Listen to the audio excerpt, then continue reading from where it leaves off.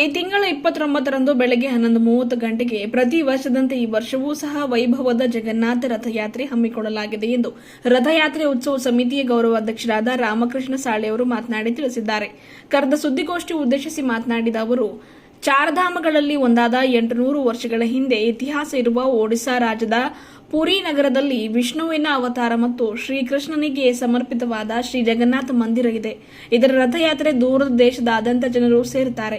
ಇಲ್ಲಿನ ನಮ್ಮ ಭಕ್ತರಿಗೆ ಅನುಕೂಲವಾಗುವಂತೆ ಅವರೆಲ್ಲರ ಆಶೋತ್ತರಗಳನ್ನು ಈಡೇರಿಸಲು ಬೀದರ್ ಜಿಲ್ಲಾ ಕೇಂದ್ರದಲ್ಲಿಯೇ ಶ್ರೀ ಜಗನ್ನಾಥ ಮಂದಿರ ಸ್ಥಾಪನೆ ಮಾಡಲಾಗಿದೆ. ಅಂದಿನಿಂದ ಇಂದಿನವರೆಗೆ ಪ್ರತಿ ವರ್ಷವೂ ಕೂಡ ರಥಯಾತ್ರೆ ಜರುಗುತ್ತಾ ಬಂದಿದೆ. ಈ ರಥಯಾತ್ರೆಯಲ್ಲಿ ಬಲರಾಮ, ಸುಭದ್ರೆ ಮತ್ತು ಶ್ರೀಕೃಷ್ಣನ ಭವ್ಯ ಮೂರ್ತಿಗಳ ಶೋಭಾಯಾತ್ರೆ ಜರುಗುತ್ತದೆ. ಈ ರಥಯಾತ್ರೆಯಲ್ಲಿ ಭಾಗವಹಿಸುವುದೇ ಪುಣ್ಯವೆಂದು ತ್ರಿಮೂರ್ತಿಗಳನ್ನ ಕಣ್ಣು ತುಂಬಿಸಿಕೊಳ್ಳಲು ನಾಮುಂದು ತಾಮುಂದು ಎಂದು ಜನ ಭಾಗವಹಿಸುತ್ತಾರೆ. ಅದೇ ಮಾದರಿಯಲ್ಲಿ ಕಳೆದ 3 ವರ್ಷಗಳಿಂದ ಬೀದರ್ನಲ್ಲಿಯೂ ಸಹ ರಥಯಾತ್ರೆ ಜರುಗುತ್ತಾ ಇದೆ ಎಂದರು. ಅಂದಿನ ರಥಯಾತ್ರೆ ಸಂದರ್ಭದಲ್ಲಿ ರಸ್ತೆಯುದ್ದಕ್ಕೂ ಕೂಡ ಭಗವಂತನ ಪುಷ್ಪವೃಷ್ಟಿ, ಆರತಿ, ಕಾಯಿ ಕರ್ಪೂರ, ನೈವೇದ್ಯ ಸಲ್ಲಿಸಲಾಗುವುದು.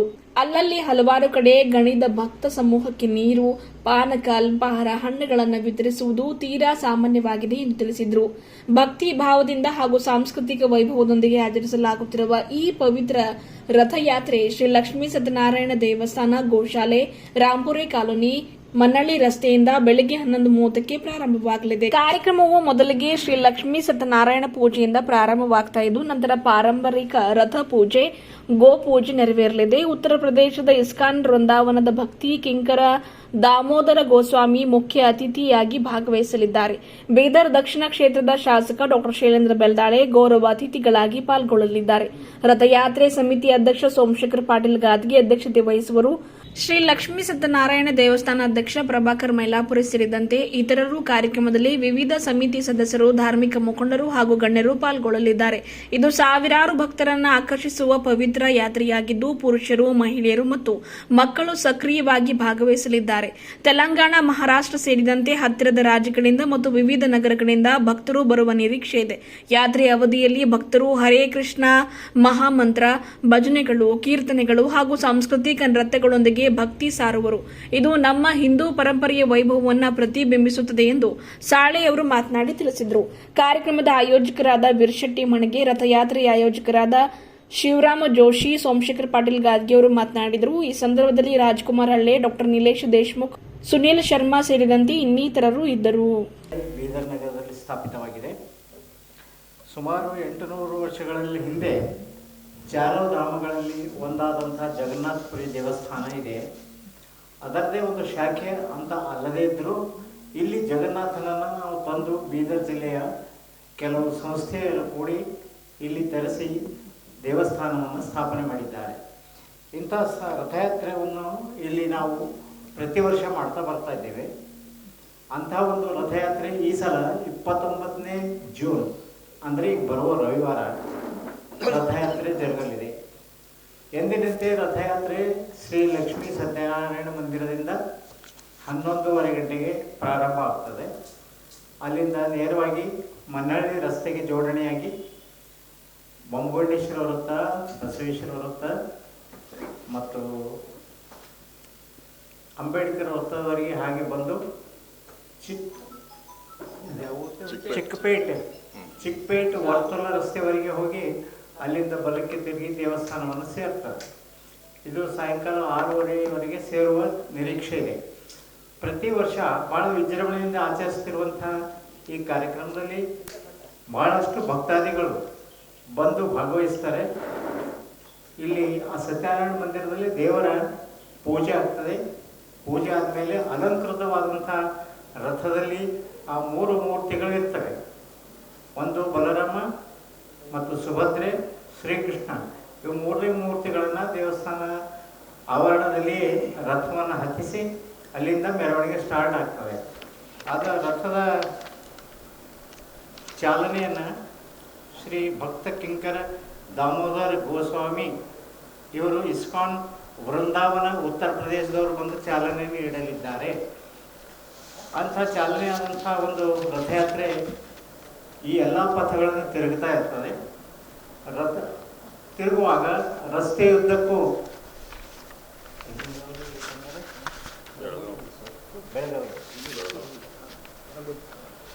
ರಸ್ತೆಯುದ್ದಕ್ಕೂ ರಂಗೋಲಿಗಳಿಂದ ಅಲಂಕೃತಗೊಳಿಸುವಂತೆ ಬೆಳಗಾವಿಯಿಂದ ಬಂದ ಕೆಲವು ಸದಸ್ಯರು ಬಹಳ ಅಲಂಕೃತಗೊಳಿಸ್ತಾರೆ. ಮತ್ತು ಭಗವಂತನನ್ನು ಬರಮಾಡಿಕೊಳ್ಳಕ್ಕೆ ರಸ್ತೆಯುದ್ದಕ್ಕೂ ಎಲ್ಲರೂ ಸ್ವಚ್ಛಗೊಳಿಸುತ್ತಾ ಬಾರಿಗೆಗಳಿಂದ ಅವುಗಳ ರಸ್ತೆಯನ್ನು ಸ್ವಚ್ಛಗೊಳಿಸ್ತಾ ಮುಂದೆ ಸಾಗ್ತಾರೆ. ಭಗವಂತನ ಆಗಮನಕ್ಕಾಗಿ ಖುಷಿ ಪಡ್ತಾರೆ. ಇಂಥ ಒಂದು ಕಾರ್ಯಕ್ರಮ ನಡೀತಾ ಇರ್ತದೆ. ಅದರಲ್ಲಿ ನಮ್ಮ ಸಾಂಸ್ಕೃತಿಕ ನೃತ್ಯಗಳಿರ್ತವೆ, ಶ್ರೀಕೃಷ್ಣನ ಭಜನೆಗಳಿರ್ತವೆ, ಆಮೇಲೆ ಸಾಂಸ್ಕಾರಿಕವಾದಂಥ ಅಲ್ಲಲ್ಲಿ ವ್ಯವಸ್ಥೆಗಳು ಇರ್ತವೆ. ಇದರಲ್ಲಿ ಸಹಸ್ರಾರು ಜನರು ಭಾಗಗೊಳ್ಳುವ ನಿರೀಕ್ಷೆ ಇದೆ. ಕಳೆದ ವರ್ಷ ಸುಮಾರು 2,000ದಿಂದ 2,500ವರೆಗೆ ಸಂಖ್ಯೆ ಸೇರಿತ್ತು. ಹೆಣ್ಣುಮಕ್ಕಳು, ಗಂಡಸರು ಅಲ್ಲದೆ ಮಕ್ಕಳು ಸಹಿತ ಉತ್ಸಾಹದಿಂದ, ಶ್ರದ್ಧೆ, ಭಕ್ತಿಯಿಂದ ನೃತ್ಯ ಮಾಡುತ್ತಾ ತೆರಳಿರುತ್ತಾರೆ. ಈ ರಸ್ತೆಯುದ್ದಕ್ಕೂ ಎಲ್ಲವೂ ಕುಣಿತ ಮತ್ತು ನೃತ್ಯದಿಂದ ಅಲಂಕೃತಗೊಂಡಿರ್ತದೆ. ಬಹಳ ಸುಂದರವಾದ ದೃಶ್ಯವೂ ಇರ್ತದೆ. ಭಕ್ತಿ ಶ್ರದ್ಧೆಯಿಂದ ನಾವು ನೋಡಬೇಕು ಅವ್ರ ಹತ್ರ. ಅಂಥ ಒಂದು ಕಾರ್ಯಕ್ರಮ ಈ ವರ್ಷ ಜರುಗ್ತಾ ಇದೆ. ಇಂಥ ಕಾರ್ಯಕ್ರಮಕ್ಕೆ ಸಹಯೋಗವಾಗಿ ರಸ್ತೆಯುದ್ದಕ್ಕೆ ಅಲ್ಲಲ್ಲಿ ಅವರಿಗೆ ಹಸಿದವರಿಗೆ ಸ್ವಲ್ಪ ಅಲ್ಪಾಹಾರ, ಹಣ್ಣು, ಹಣ್ಣುಗಳನ್ನು ನೀಡ್ತಾ ಮತ್ತು ಅವರಿಗೆ ಪಾನಕ ಅಥವಾ ನೀರು ಸೇವೆ ಮಾಡುವಂಥ ಭಕ್ತರು ಅಲ್ಲಲ್ಲಿ ಇರ್ತಾರೆ. ಹೀಗೆಲ್ಲ ಆಗಿ ಕಾರ್ಯಕ್ರಮ ಬಹಳ ಸುಂದರವಾಗ್ತದೆ. ರಸ್ತೆಯುದ್ದಕ್ಕೂ ಅಲ್ಲಲ್ಲಿ ಕೆಲವರು ಹೂಗಳನ್ನು ದೇವರ ಮೇಲೆ ಎರಚಿ ಭಗವಂತನನ್ನು ಸ್ವಾಗತಿಸ್ತಾರೆ. ಕೆಲವರು ಪ್ರಸಾದ, ನೈವೇದ್ಯ, ಆರತಿ ಇವೆಲ್ಲವನ್ನು ಮಾಡುವಂಥ ಪ್ರಥಾ ನಡೆದಿದೆ ನಮ್ಮ ಹತ್ರ. ಬಹಳ ಸುಂದರವಾದಂಥ ಕಾರ್ಯಕ್ರಮ ಇರ್ತದೆ. ಇಲ್ಲಿ ನನಗೆ ತಿಳಿದಂತೆ ಇಂಥ ಒಂದು ಕಾರ್ಯಕ್ರಮ ಯಾವ ನಮ್ಮ ದೇವಸ್ಥಾನಗಳಲ್ಲೂ ನಡೆಯೋದಿಲ್ಲ. ಇಂಥ ಒಂದು ವೈಶಿಷ್ಟ್ಯಪೂರ್ಣವಾದ ಕಾರ್ಯಕ್ರಮಕ್ಕೆ ನಮ್ಮ ಬೀದರ ಜಿಲ್ಲೆಯ ಎಲ್ಲ ಜನರಿಗೂ ಈ ಮೂಲಕ ನಾವು ಸ್ವಾಗತ ಕೋರ್ತೇವೆ. ಮತ್ತು ನಾವು ಪತ್ರಿಕಾ ಮಾಧ್ಯಮವರಿಗೆ ಒಂದೇ ವಿನಂತಿ ಇದೆ, ಇದನ್ನು ಆದಷ್ಟು ಹೆಚ್ಚು ಪ್ರಮಾಣದಲ್ಲಿ ತಾವು ಮುತುವರ್ಜಿ ವಹಿಸಿ ನಮ್ಮದೇ ದೇವಸ್ಥಾನ ತಿಳ್ಕೊಂಡು ಹೆಚ್ಚಿನ ಪ್ರಚಾರವನ್ನು ಕೊಟ್ಟು ಅದಕ್ಕೆ ನಮ್ಮ ಕಳೆ ಕಟ್ಟುವಂತೆ, ಶೋಭಾಯಾತ್ರೆ ನಡೆಸುವಂತೆ ತಾವು ಸಹಕರಿಸಬೇಕಾಗಿ ಕೇಳಿಕೊಳ್ಳುತ್ತೇನೆ. ಜೈ ಹಿಂದ್. ಕೃಷ್ಣನಿಗೆ ಸಮರ್ಪಿತವಾದ ಶ್ರೀ ಜಗನ್ನಾಥ ಮಂದಿರ. ಇದೇ ಇವರ ರಥಯಾತ್ರೆ. ದೂರದ ದೇಶಾದ್ಯಂತ ಜನರು ಸೇರುತ್ತಾರೆ. ಇಲ್ಲಿನ ನಮ್ಮ ಭಕ್ತರಿಗೆ ಅನುಕೂಲವಾಗುವಂತೆ ಅವರೆಲ್ಲರ ಆಶೋತ್ತರಗಳನ್ನು ಈಡೇರಿಸಲು ಬೀದರ್ ಜಿಲ್ಲಾ ಕೇಂದ್ರದಲ್ಲಿ ಶ್ರೀ ಜಗನ್ನಾಥ ಮಂದಿರ ಸ್ಥಾಪನೆಯಾಗಿದೆ. ಅಂದಿನಿಂದ ಇಂದಿನವರೆಗೆ ಪ್ರತಿ ವರ್ಷ ರಥಯಾತ್ರೆ ಜರುಗುತ್ತಾ ಬಂದಿದೆ. ಈ ರಥಯಾತ್ರೆಯಲ್ಲಿ ಶ್ರೀ ಬಲರಾಮ್, ಶ್ರೀ ಸುಭದ್ರೆ, ಮತ್ತು ಶ್ರೀ ಕೃಷ್ಣ ಭವ್ಯ ಮೂರ್ತಿಗಳ ಶೋಭಾಯಾತ್ರೆ ಜರುಗುತ್ತದೆ. ಈ ರಥಯಾತ್ರೆಯಲ್ಲಿ ಭಾಗವಹಿಸುವುದೇ ಪುಣ್ಯವೆಂದು ತ್ರಿಮೂರ್ತಿಗಳನ್ನು ಕಂಡು ತುಂಬಿಸಿಕೊಳ್ಳಲು ನಮ್ಮುಂದು ತಾಮುಂದು ಎಂದು ಭಾಗವಹಿಸುತ್ತಾರೆ.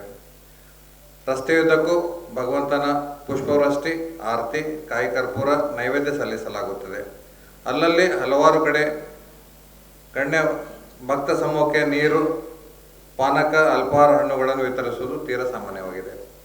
ನಾವು ಹರ್ಷದಿಂದ ತಿಳಿಸಲು ಇಚ್ಛಿಸುತ್ತೇವೆ, ಪವಿತ್ರ ಶ್ರೀ ಜಗನ್ನಾಥ ರಥಯಾತ್ರೆ ಇದೇ ಭಾನುವಾರ ಜೂನ್ 29, 2025ರಂದು ಬೀದರ್ ನಗರದಲ್ಲಿ ಭಕ್ತಿ ಭಾವದಿಂದ ಹಾಗೂ ಸಾಂಸ್ಕೃತಿಕ ವೈಭವದೊಂದಿಗೆ ಆಚರಿಸಲಾಗುತ್ತಿದೆ.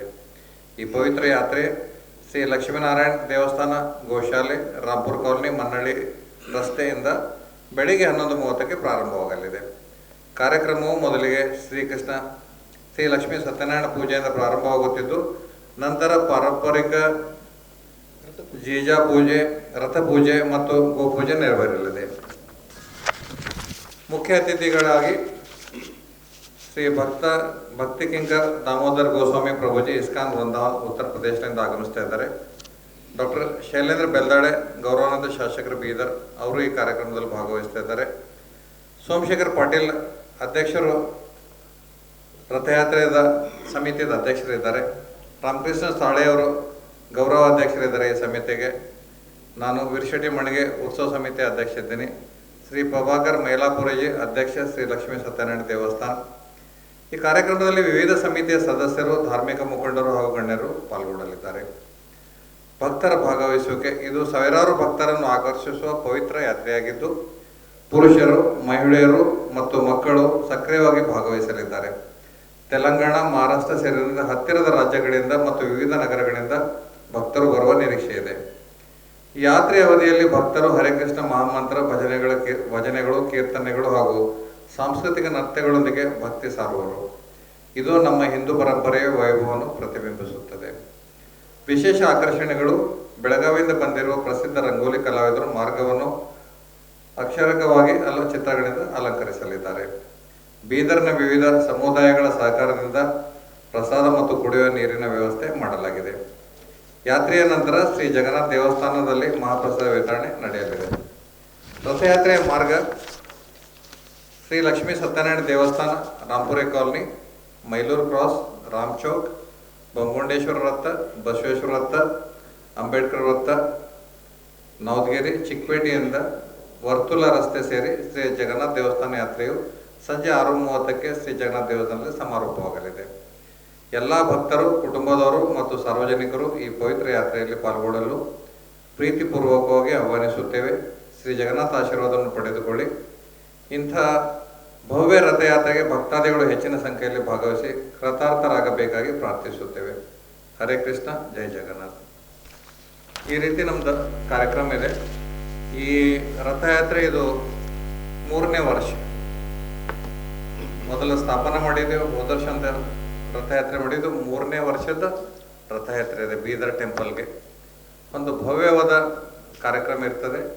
ಅದಕ್ಕೆ ಹೇಳಬೇಕಂದ್ರೆ ಇದೊಂದು ಒಡಿಸ್ಸಾನಲ್ಲಿ ಪುರಿ ಜಗನ್ನಾಥನ ಟೆಂಪಲ್ ಇದೆ. ಆ ರಥಯಾತ್ರೆಗೆ ಇಡೀ ಜಗತ್ತಿನ ಜನ ಬರ್ತಾರೆ. ಇಡೀ ಜಗತ್ತಿನ ಜನನೇ ಬಂದು ಆ ರಥಯಾತ್ರೆಯನ್ನು ಕಣ್ತುಂಬಿಸ್ಕೋತಾರೆ. ಅಂಥದ್ದೊಂದು ಮಿನೇಚರ್ ಅಂತ ಇಟ್ಕೊಳ್ಳಿ ನೀವು, ಸಣ್ಣ ಪ್ರಮಾಣದಲ್ಲಿ. ನಮಗೆಲ್ಲರಿಗೂ ಇಲ್ಲಿಂದ ಬೀದರ್ ಭಕ್ತರಿಗೆ ಅಲ್ಲಿ ಪುರಿ ಜಗನ್ನಾಥ್ಗೆ ಹೋಗ್ಲಿಕ್ಕೆ ಆಗಲ್ಲ ಅನ್ನೋದು ನಿಟ್ಟಿನಲ್ಲಿ ನಾವು ಜಗನ್ನಾಥನನ್ನೇ ಇಲ್ಲಿ ಸ್ಥಾಪನೆ ಮಾಡಿದ್ದೇವೆ. ಅದಕ್ಕೆ ಈ ಕಾರ್ಯಕ್ರಮ ತುಂಬ ಭವ್ಯವಾಗಿ ನಡೆಸೋಂಥ ಒಂದು ಸಂಕಲ್ಪ ಇದೆ. ಆ ಸಂಕಲ್ಪಕ್ಕೆ ಎಲ್ಲ ಪತ್ರಿಕಾ ಬಾಂಧವರು, ಪತ್ರಿಕಾ ಮಾಧ್ಯಮದವರು ಸಹಕರಿಸಿ ತುಂಬ ಇದಕ್ಕೆ ಏನಂತ್ರಿ, ಒಂದು ಅಡ್ವರ್ಟೈಸ್ಮೆಂಟ್ ಅಂತ್ರಿ ಅಥವಾ ಏನು ಪ್ರಚಾರ ಅಂತ್ರಿ, ಅದನ್ನು ಕೊಟ್ಟು ಎಲ್ಲ ಭಕ್ತರಿಗೆ ಮುಟ್ಟಂಗೆ ಮತ್ತು ಎಲ್ಲರೂ ಬೀದರ್ ಸರೌಂಡಿಂಗ್ ಎಲ್ಲ ತಾಲೂಕಾ ಎಲ್ಲ ಜನ ಬಂದು ಈ ಕಾರ್ಯಕ್ರಮದಲ್ಲಿ ಭಾಗವಹಿಸಿ ಜಗನ್ನಾಥನ ಒಂದು ಕೃಪೆಗೆ ಪಾತ್ರರಾಗಬೇಕನ್ನಂಥ ಒಂದು ಕಳಕಳಿಯ ಮನವಿಯ ಜೊತೆಗೆ ಈ ಪತ್ರಿಕಾ ಗೋಷ್ಠಿಯನ್ನು ಉದ್ದೇಶಿಸಿ ನನ್ನ 2 ಮಾತುಗಳು ಮುಗಿಸುತ್ತೇನೆ. ಧನ್ಯವಾದಗಳು. ಸಂಬಂಧ ಈ ಪತ್ರಿಕಾಗೋಷ್ಠಿ ಕರೆದಿದ್ದಾರೆ, ಈಗೆಲ್ಲ ತಿಳಿಸಿದ್ದಾರೆ. ನಾನು ಸೋಮಶೇಖರ್ ಪಾಟೀಲ್ ಗಾದ್ಗಿ ಈ ಮೂಲಕ ತಮ್ಮ ಪತ್ರಿಕಾ ಮಾಧ್ಯಮದಿಂದ ಎಲ್ಲರಿಗೂ ಒಂದು ವಿನಂತಿ ಮಾಡ್ಕೊಳ್ಳೋದೇನಂದ್ರೆ, ಶ್ರೀ ಜಗನ್ನಾಥ ಯಾತ್ರೆ ನಾವು ಒರಿಸ್ಸಾಗಂತೂ ಹೋಗೋಕ್ಕಾಗಲ್ಲ. ಇಲ್ಲೇ ಅದ್ರದ್ದು ಎಲ್ಲ ಸೌಲಭ್ಯಗಳನ್ನು ತಂದು ಕೊಟ್ಟಾರ. ಅದಕ್ಕೆ ತಾವೆಲ್ಲರೂ ಅದರಲ್ಲಿ ಭಾಗವಹಿಸಿ ಜಗನ್ನಾಥ ಪುರಿ ಅವ್ರ ಆಶೀರ್ವಾದಕ್ಕೆ ಪಾತ್ರರಾಗಬೇಕು ಅಂಥೇಳಿ ಎಲ್ಲ ಬೀದರ್ ತಾಲೂಕು ಸುತ್ತಮುತ್ತಲ ಎಲ್ಲ ತೆಲಂಗಾಣ, ಮಹಾರಾಷ್ಟ್ರದವ್ರಿಗೆ ಕೇಳ್ಕೊಳ್ತೀನಿ. ಇಷ್ಟೇ ತಮ್ಮ ಪತ್ರಿಕಾ ಮಾಧ್ಯಮದಲ್ಲಿ ಇದಕ್ಕೆ ಹೆಚ್ಚಿಗೆ ಪ್ರಚಾರ ಕೊಡ್ರಿ ಅಂತ ಕೇಳಿ 2 ಮಾತು ಮುಗಿಸ್ತೀನಿ. ಎಲ್ಲರಿಗೆ ಜೈ ಜಗನ್ನಾಥ. ಹೇಳಿದೆ ಸೋಮಶೇಖರ್ ಪಾಟೀಲ್. ನೀವು ಆ ಕಡೆ ಫೋನ್ದಾಗಿದ್ದರೆ ಏನು ಮಾಡೋದು? रहना बहुत आवश्यक है। वैसे रथ यात्रा जो जगन्नाथपुरी धाम वहीं पे ही होती है, लेकिन इसका इतिहास बहुत पुराना है, पुरातन इतिहास है। वैसे बताया जाता है, स्कंद पुराण में वर्णन है, स्कंद पुराण के अनुसार ये पिछले कल्प की बात है, जब से रथ यात्रा की शुरुआत हुई है।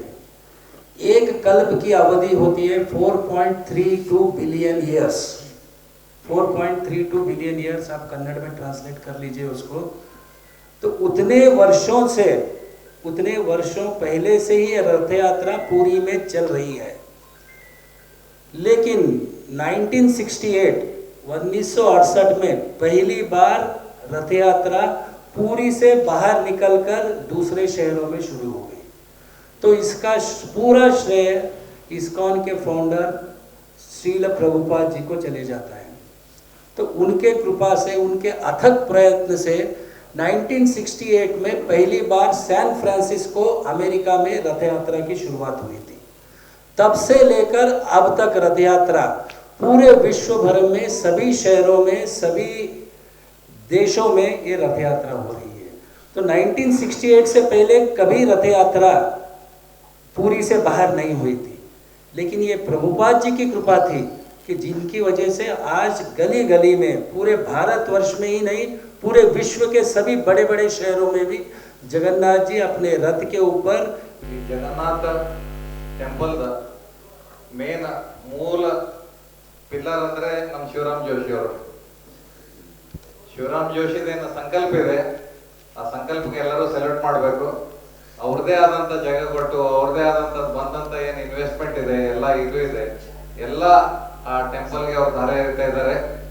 ಅವ್ರೊಂಥರ ಎಲೆಮರೆ ಕಾಯ ಇದ್ದಂಗೆ, ಯಾವುದೋ ಪ್ರಚಾರ ಅದು ಯಾವುದೋ ಪ್ರಚಾರ ಪ್ರೇಯರ್ ಇಲ್ಲ. ಅದಕ್ಕೆ ಶಿವರಾಮ್ ಜೋಶಿನೇ ಇದಕ್ಕೆ ಮೇನ್ ಫೌಂಡರ್ ಅಂತ ಹೇಳ್ಬೇಕು. ನಾವೆಲ್ಲ ಸಪೋರ್ಟಿಂಗ್ ಇದ್ದೀವಿ ಹೇಳ್ಬೇಕಾದ್ರೆ. ಅದಕ್ಕೆ I hands up to Shivaram Joshi. Shivaram Joshi ಅವ್ರ ಬಗ್ಗೆದಾಗೂ ಸ್ವಲ್ಪ ಒಂದೆರಡು ಮಾತು ನೀವು ಪತ್ರಿಕೆದಲ್ಲಿ ಇದು ಮಾಡಿರಿ ಅಂತ ಹೇಳ್ತಾ ಈ ಪತ್ರಿಕಾಗೋಷ್ಠಿಯನ್ನು ಮುಗಿಸ್ತೀನಿ. ಧನ್ಯವಾದಗಳು.